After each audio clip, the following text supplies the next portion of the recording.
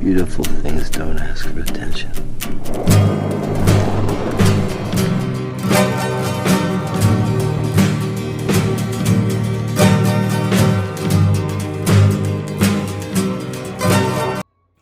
La rodilla es una articulación esencial del sistema musculoesquelético que puede soportar cargas elevadas en la bipedestación, pues como por ejemplo los saltos, las carreras, la marcha, entre otras más.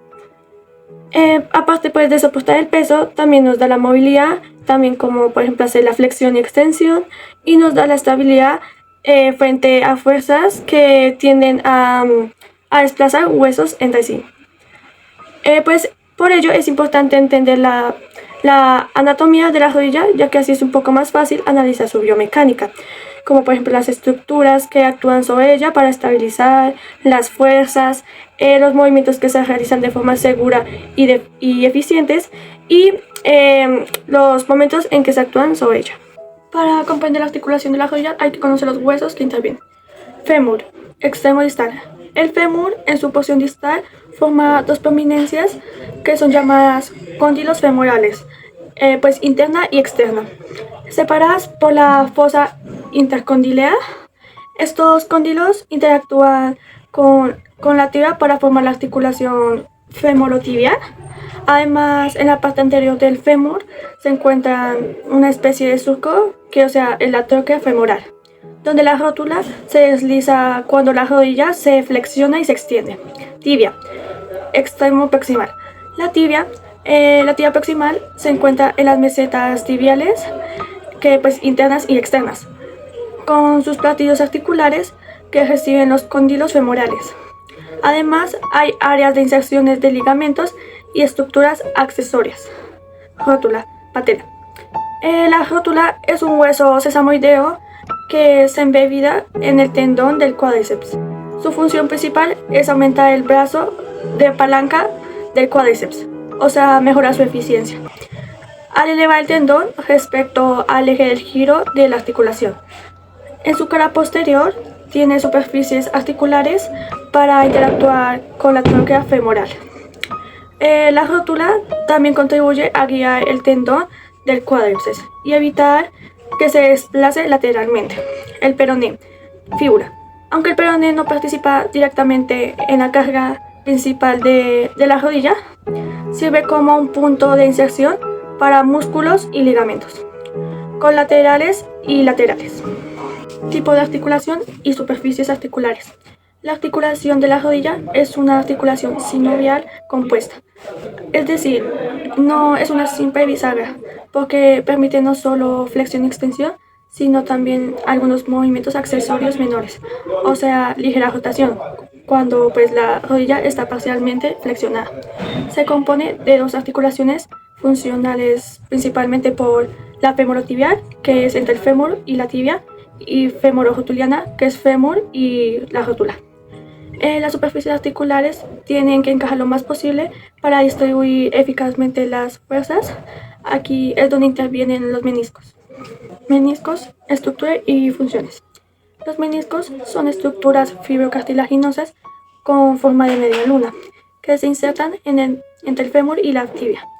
Sus funciones son múltiples. Por ejemplo, aumentar la congruencia articular. Estas rellenan el espacio entre las superficies óseas, adaptándose a las diferencias de curvaturas entre el fémur y la tibia. Distribuir y absorber la carga. Ayudan a repartir las fuerzas que pasan por la rodilla, reduciendo puntos de concentración y presión en el cartílago articular. Amortiguación mecánica. Absorben choques durante el impacto o cambios de dirección. Estabilidad auxiliar. Junto con otras estructuras, contribuyen a la estabilización de la articulación, especialmente cuando hay fuerzas de compresión o deslizamiento. Facilita el deslizamiento articular. Permite que las superficies se deslicen más suavemente durante el movimiento. Una mención importante es que cuando los meniscos se lesionan o se retiran, con el tiempo se puede observar desgastes del cartílago articular, lo que sugiere cuán crítica es su función en la distribución de cargas. Relación entre anatomía y función biomecánica. La forma de los cóndilos femorales y las mesetas tibiales condicionan cómo se produce el deslizamiento, rodamiento y transmisión de fuerzas a lo largo del movimiento. La rótula actúa como un mecanismo de palanca para el cuádriceps. Mientras más separada el tendón del eje de giro, mayor aumento de torque puede producir el músculo para extender la rodilla. La congruencia de los meniscos permite que las cargas, o sea, las fuerzas verticales o de impacto, se distribuyan de manera más uniforme. O sea, así sin generar picos de presión sobre el cartílago que llevarían a daño temprano. Cualquier alteración anatómica, como por ejemplo deformidad, desgaste o lesión, estas pueden modificar la mecánica del movimiento y aumentar el riesgo de lesiones. Bueno, hoy voy a hablarles sobre la estabilidad de la rodilla, los ligamentos, cápsula articular y la importancia del complejo músculo tendinoso. Para empezar, la rodilla es una de las articulaciones más importantes del cuerpo humano, ya que soporta el peso del cuerpo y permite movimientos como correr, caminar, saltar y agacharse. Para que esto se pueda permitir hacerse sin lesionar, tiene que tener mucha estabilidad, que se logra gracias a los ligamentos, la cápsula articular y los músculos que la rodean. Empecemos con los ligamentos. Está el ligamento cruzado anterior, que es el que evita el desplazamiento anterior de la tibia con respecto al fémur. También controla movimientos a la rotación, ayudando a evitar lesiones comunes en deportes. Está el ligamento cruzado posterior, que funciona a lo contrario del anterior ligamento. Evita el desplazamiento, ayudando a evitar lesiones comunes en la rodilla, ya cuando la rodilla está flexionada. Está el ligamento colateral medial o lateral externo, que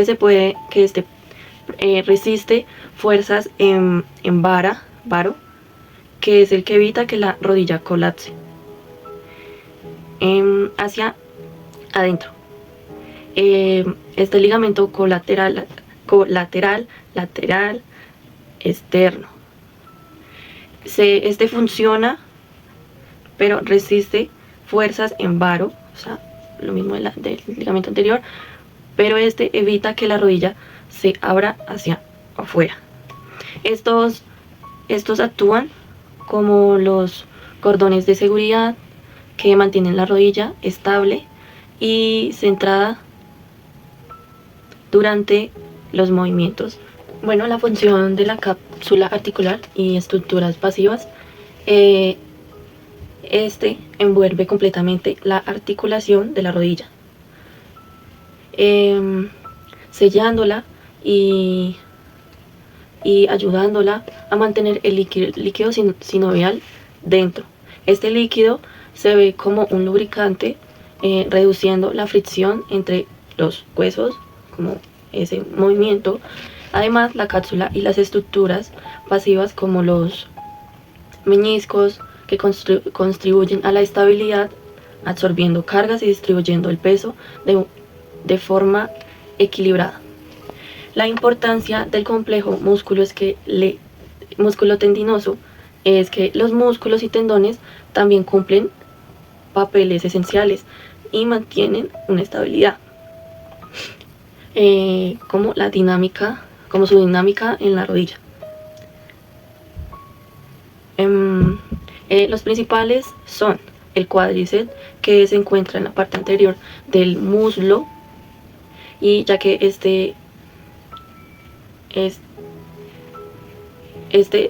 ayuda a permitir la extensión de la rodilla y ayuda a la estabilidad de la rótula. Están los isquiotibiales, ubicados en la parte posterior del muslo, que ayuda a flexionar la rodilla y evita que la tibia se desplace hacia adelante. Está también el gastrocnemio, también llamado como los gemelos. Contribuye a la flexión de la rodilla y el soporte posterior del cuerpo. La importancia en fisioterapia, nos ayuda a entender la función de los ligamentos y músculos, que es muy clave para prevenir lesiones y diseñar alternativas como, como, como los fortalecimientos, la rehabilitación, programas en mente para pacientes con inestabilidad y lesiones como la ruptura del ligamento cruzado anterior. Un buen trabajo muscular de control al postural puede compensar ligamentos y mejorar la calidad del movimiento. Yo voy a hablar sobre los movimientos y la cinemática de la rodilla. La rodilla hace movimientos como flexión, extensión y rotación tibial. En la flexión es de 135 grados a 145 grados. En la extensión completa es de 0 grados y en personas con hiperextensión puede ser de 5 a 10 grados. En la rotación tibial externa es de 20 a 30 grados y en la interna es de 10 a 15. Hay factores que limitan los movimientos como son los ligamentos cruzados y los ligamentos colaterales. El ligamento cruzado anterior evita que haya un desplazamiento anterior de la tibia sobre el fémur y el ligamento cruzado posterior evita que haya un desplazamiento posterior de la tibia sobre el fémur. El ligamento colateral medial protege la rodilla del estrés valgo, que es la rodilla hacia adentro, y el ligamento colateral lateral lo protege del estrés varo, que es la rodilla hacia afuera. Los músculos isquiotibiales, como son el bíceps femoral, el semitendinoso y el semimembranoso, limitan la extensión. Y el cuádriceps, que son el recto femoral, el vasto lateral, el vasto medial y el vasto intermedio, limitan la flexión. Los meniscos, que amortiguan las cargas, dan estabilidad y ayudan a que haya un mejor movimiento. Si en estos llega a haber una lesión, se puede ver interrumpido el movimiento de flexión y de extensión. La cápsula articular es la que contiene líquido sinovial y estabilidad. Si llegase a haber una lesión en los movimientos se verían limitados debido a la hinchazón y al dolor. Ahora vamos a hablar sobre la rotación de la tibia sobre el fémur o el mecanismo de tornillo.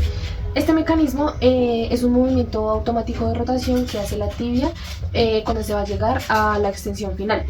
Específicamente la tibia rota externamente sobre el fémur cuando se hizo ya la extensión completa. Este movimiento hace que la rodilla se bloquee para generar mayor estabilidad. Esto ocurre gracias a los cóndilos femorales y el ligamento cruzado anterior.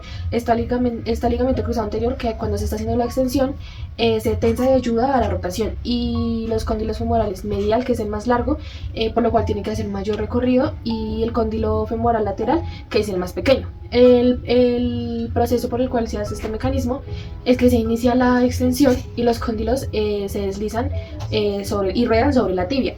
Cuando se está llegando a los últimos grados de extensión, el cóndilo femoral lateral pausa su movimiento porque llegó a su final, pero el cóndilo femoral medial, al ser mucho más largo, sigue con su recorrido. Para hacer que el cóndilo femoral medial ya termine su recorrido, la tibia debe rotar externamente sobre el fémur y debe encajar perfectamente la rodilla, haciendo que se bloquee. Esto ayuda a que haya mayor estabilidad en la extensión y nos puede servir, por ejemplo, cuando estamos de pie por muchas horas o por mucho tiempo. Y para que se desbloquee la rodilla, el músculo popliteo debe hacer que la tibia rote internamente y ya se desbloquea la rodilla. Ahora vamos a hablar de la rótula y de la estabilidad femororotuliana. La rótula ayuda a aumentar el brazo de palanca del músculo cuádriceps. Esto nos ayuda a que sea mejor hacer la extensión. También protege el tendón del cuádriceps al momento de deslizarse sobre el fémur. Hay ciertos factores que contribuyen a la estabilidad femororotuliana.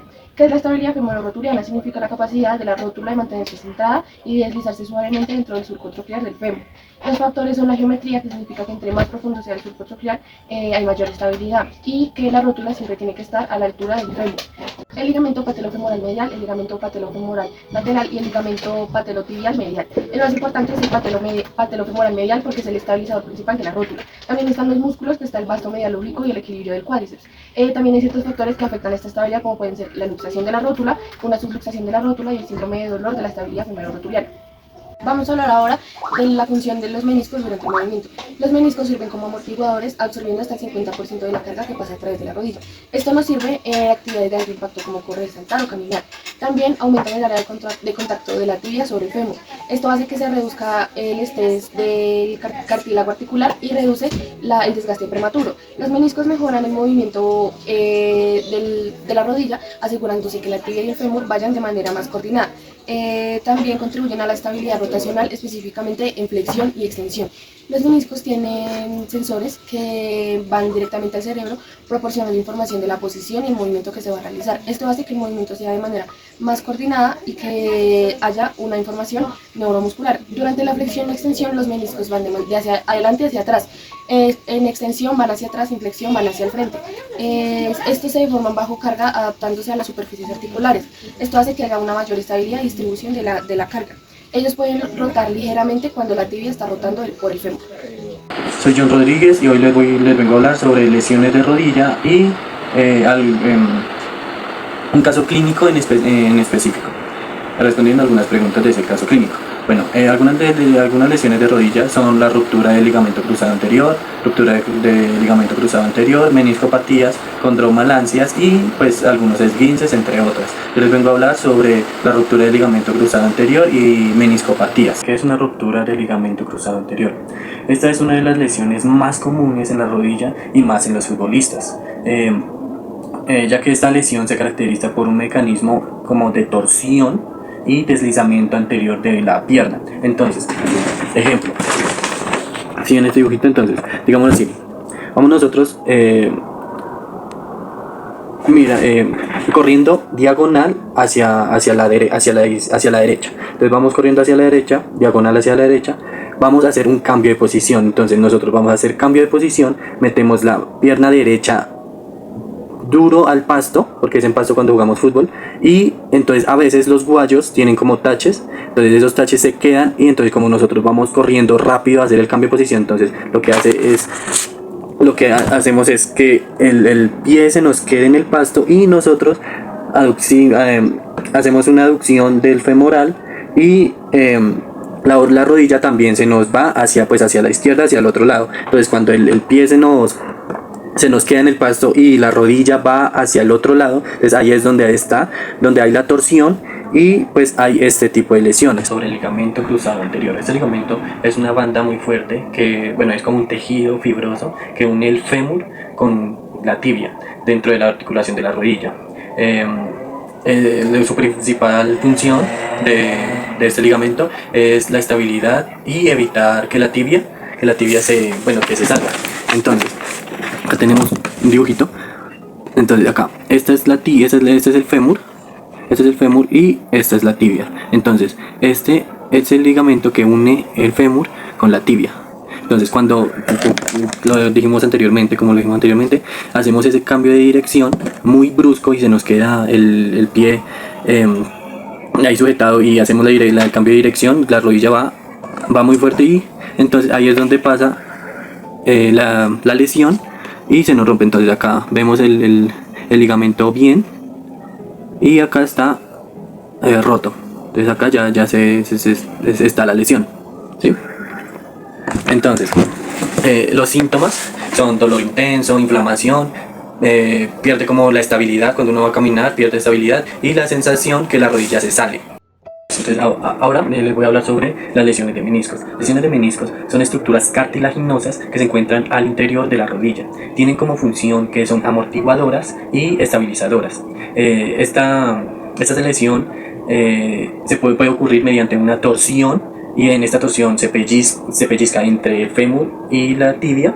Entonces hay un pinzamiento, un pellizco que en caso más grave lo que se puede ocurrir es una ruptura. Entonces lo que les explicaba, acá el fémur y acá la tibia. Entonces estos dos son los meniscos. Cuando hay una torsión, entonces el fémur y la tibia, hay una torsión, entonces esto se puede romper, se puede haber una ruptura en cualquiera de estos dos meniscos. Esto los síntomas de esto son dolor intenso, inflamación, pérdida de estabilidad, tensión. Cuando uno camina hace como un clic, y pues hay una limitación en el rango de movimiento, o sea que no. Ahora les voy a explicar sobre un caso clínico que nosotros escogimos. Este caso clínico, este movimiento que él está realizando una flexión de rodilla, como lo podemos ver aquí, flexión de rodilla. Bueno, ¿qué movimiento está realizando el sujeto, el paciente? Entonces está haciendo una flexión de rodilla, como ya lo acabamos de decir. ¿Cuáles son los movimientos implicados en este movimiento? Los músculos implicados en este movimiento son, como agonista tenemos al isquiotibial. En el isquiotibial tenemos que se conforma, el isquiotibial se conforma por tres músculos, que sería el bíceps femoral, el semitendinoso y el semimembranoso. Esos tres conforman el isquiotibial. Como antagonista tenemos al cuádriceps femoral. El cuádriceps femoral está compuesto también por tres músculos. Estos tres músculos son el vasto lateral, el recto femoral y el vasto interno. Por último, tenemos como sinergista, el que le ayuda al agonista para hacer la flexión, es el sartorio. El músculo sartorio que va como desde aquí hasta como por acá. Bueno, entonces, en el origen de los isquiotibiales, que vamos a comenzar por el bíceps femoral. El bíceps femoral está, su origen es la tuberosidad isquiática, parte inferior de la pelvis, la inserción es la cabeza del peroné. En el semitendinoso tenemos el origen, que es la tuberosidad isquiática, y su inserción es la cara medial de la tibia. El semimembranoso, su origen es la tuberosidad isquiática, y su inserción es la cara posterior del cóndilo medial de la tibia. En el cuádriceps femoral, su primer músculo que lo conforma, que es el recto femoral, su origen está en la espina ilíaca anterio inferior, y su inserción está en el borde superior de la rótula.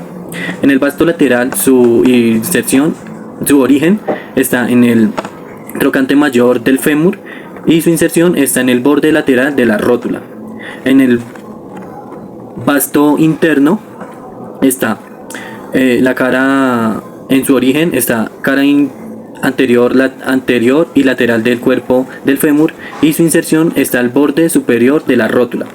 En el músculo sartorio tenemos como origen la espina ilíaca anterosuperior del hueso coxal, y su inserción la cara medial de la tibia. Sabemos el origen e inserción de los agonistas, antagonistas y el sinergista. Ahora vamos a encontrar dónde está el apoyo. Entonces, sabiendo que el apoyo son estructuras que están en contacto y generan movimiento. Entonces, como dicen que es una articulación. Entonces, la articulación del apoyo es la tibiofemoral. La tibiofemoral que va acá y va acá. Ese es el apoyo. La potencia. Sabiendo que la potencia es el tejido o la estructura en general de la acción. Entonces, como es el que genera la acción, que es un músculo, entonces es el músculo de isquiotibiales. Esto es el que conforma el isquiotibial, que genera ese movimiento. La resistencia son las fuerzas que recaen en el movimiento. Entonces es ese peso corporal del segmento de la pierna, y también el de la banda, el de esta bandita. Entonces, ahora, ¿cuáles son los tipos de contracción en el agonista, en el antagonista y en el sinergista? Entonces, el agonista, que son pues los isquiotibiales, vemos que es una contracción concéntrica, y una contracción isométrica, ya que la concéntrica es cuando el origen y la inserción se acercan. Entonces el origen y la inserción se acercan. Entonces es una contracción concéntrica que hacen los isquiotibiales, y la isométrica, sabiendo que la isométrica es el origen y la inserción que se tensa y no cambian de posición. Entonces ahí no cambian de posición, sino que se mantiene. Entonces, el isquiotibial está haciendo la contracción concéntrica y isométrica. Bueno, en el antagonista, que son los cuádriceps femorales, está haciendo una contracción isométrica. Y en el sinergista, que es el alzatorio que nos ayuda al isquiotibial, está haciendo una isométrica, una concéntrica y una isométrica, pero se queda más en la isométrica.